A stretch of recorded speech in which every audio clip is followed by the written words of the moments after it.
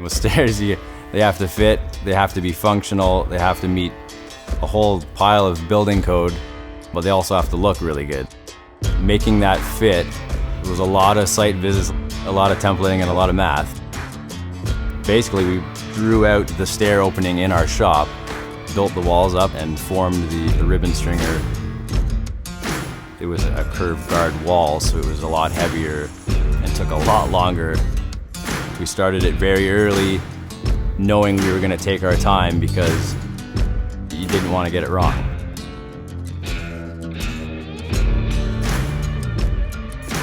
Assembling those parts in the opening, you had to think 2 or 3 steps ahead assembly-wise so that we didn't trap ourselves and make the next step more difficult.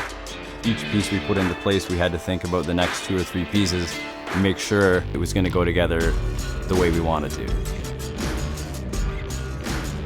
It fits so well with the surrounding design of the house, the colors, the floor, everything. It makes an amazing centerpiece, almost as an art piece. When you walk through the front door, you see these curving lines and contrast.